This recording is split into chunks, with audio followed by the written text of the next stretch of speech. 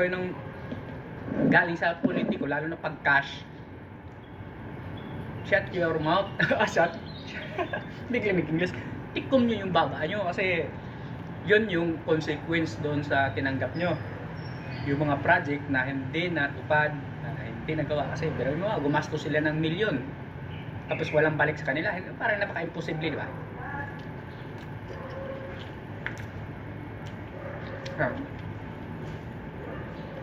Mag-test talaga tayo. Umanggap tayo eh. Labas ko sa'yo. Buksan mo lang. Okay. Gusto ng kape. Buksan mo lang. Ngayong taon kasi, kahit pa mo mga nakaraang taon, hindi naman talaga ako kusang tumatanggap. Hindi. Mayroong mga sinasabi na kalista-lista, pero hindi ako atat na tumanggap. Kasi yun na nga. Alam na rin naman natin mangyayari.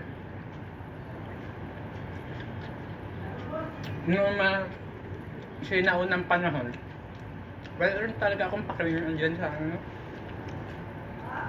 Kasi isip ko, lahat yan sila, pare-parehas lang naman yun sila, nanakaw. Kasi bakit? Kung meron pa talagang, tawag ito, gusto talaga maayos yan, bakit hindi sila nakagawa ng batas? Pwede rin natin sabihin na hindi lumusot yung mga magagandang batas para mapigilan o maawat yung mga ganong palakaran o ganun. Pero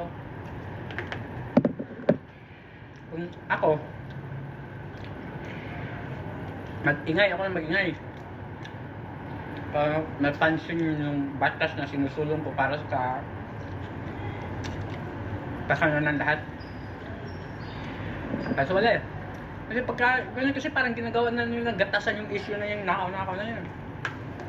Yung napag sinasabing magnanakaw, ang isasagot lang nila, ano yan, paninira lang yan, politika lang yan, politika lang dahilan yan, kaya pinagbintangan nila akong ganito ganyan. Kung bumawi naman yung isa, ganun pa rin yung isang sagot.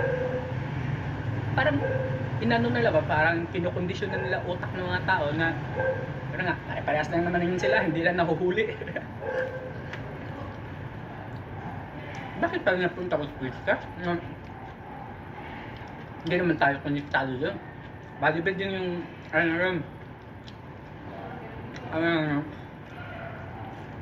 yung topic. Bakit napunta sa politika? Naisabi ko lang. Sana nga itong flood control project issue na to hindi na makalimutan ng tao kasi madalas naman umuulan dito sa bansang Pilipinas eh. Tuwing umuulan, ipaalala ng baha na mayroon palang problema dito, mayroon. Sana hindi. Yun, marami na rin naman mga issue na dumaan nakalipas ng buwan, taon, nakalimutan.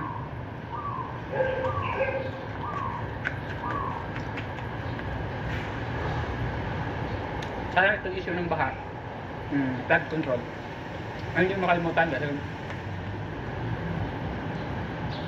tuwing umuulan, makikita naman natin yung resulta ng kapararakan o walang kapararakan pinagawa nila sa budget.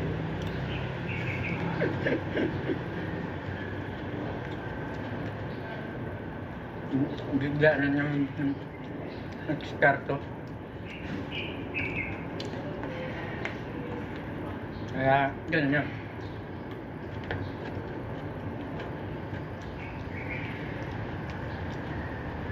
Haba ang video. Kaya pa ba yun i-post sa social media? Nagtanong pa. Ganun talaga yun.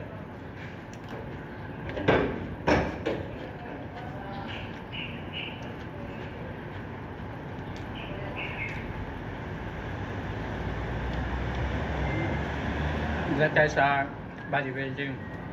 Ayun nga. September 20 na yung laro. Yung condition ko, hindi pa, tingnan mo yung body parts ko. Hindi pa talaga ganun ka baba. Kaya baka nagkamali talaga yung kalkulasyon ko. Isa pa rin kasi, yun nga, yung mga, yun kasi nung nakaraan, nag-48 hours ako, hindi naman pwede hindi ako kakain. Doon sa nakasanayan ko, kumakain ako, hindi ko naman tansyado kung nag-surplus ako sa time na yun o nagkalipisit. Tapos nung 11 din, ganun din nangyayari. Meron akong lakad, eh pagka may lakad kasi hindi ka nakakatulog, makaramdam mo talaga ng gutom. Pagka hindi naman ako kakain, siguro makakaya ko naman, pero magtiis talaga sa katawan. Pero ang problema doon, baka mag-muscle loss naman din.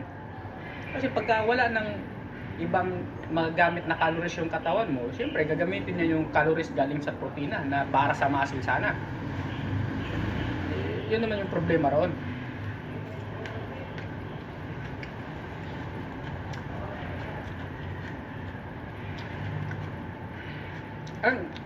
Paano ba? Basta yun yung basa ko. Meron pa kasi akong body parts eh. Ang problema kasi yung katawan din pala ng tao, ayaw to talagang isagad sa zero fats o walang fats sa yung tao. Mag-reserve daw talaga yung katawan natin ng fats daw talaga. Kasi ano yan eh, kumbaga magkasama yung fats, protein, saka carbs sa katawan natin. Saka hindi tayo mabubuhay pa. Ano ba yun? Mayroon na, basta may scientific explanation yan eh.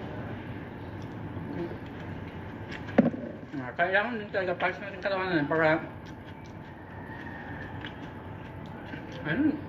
mag-process. Basta hindi ko gano'n nakabisado yung words eh. Pero kahit pa paano, mayroon ako naiintindihan. Hindi, pwedeng mag-zero fats tayo. Kasi yun yung isa sa na para magkaroon ng panibagong hormone sana o mag-produce ng panibagong hormone. So parang gano'n. Hindi ko sige yun kasi talaga mahirap sa akin. Iniintindi ko lang, hindi ko kinakabisado yung mga words, mga terminologies, mga ano pa man. Ganun ako loko-loko eh. Ganun ko, loko-loko. Ayun nga, kaya na di rin ka ako lang nagbabasa. Yun dahil ko siya, parang medyo mahina reading comprehension ko eh. Maganda yung panuorin ko lang. Kasi may mga explanation yun nga, kabilang side. Pag binabasa mo kasi, iintindihin mo lang. Iintindihin mo yung mga nababasa mo. Tapos explain mo kung ano yung naintindihan mo. Kaya kung hindi ganun katalas yung reading comprehension mo, yun na yung problema. Hindi kagaya sa akin, pag nakikinig lang ako, nanonood lang ako, discuss kasi nila yung bawat scenario, bawat side. Kaya doon ko ako makapag-isip na, okay, ganito, okay. Tapos may kumpara ko rin sa mga nagiging experience ko, kaya pala ganun nangyari kasi ganito, ganyan. Pero hindi ko iniintindi yung mga, hindi ko tinatandaan yung mga words. Basta meron ako naintindihan. Ang gulo ba? Mas kung wag ka rin kayo magulo. Lalo sinasabi sa mga tropa ko dun sa social media na naiingayan sa akin, naguguluhan sa akin. Kung naguluhan ka, huwag kayo makinig. Yun lang yung pinaka-the best na solusyon. Kasi pag makinig ka pa rin, nakinig pa rin kayo, ano nang magiging ambag sa inyo yun? Lalo pa kayong nalilito. Kalukuhan ka talaga. Okay. Okay lang. Sabi nga. Okay. Kasi yun nga lagi ko sabi, hindi ko naman ito pinipilit makinig. Sa mga may interest lang, kinig. Ganun lang yun.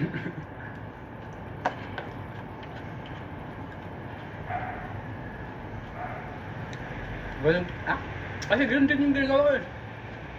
Kahit sa mga idol o kakilala kong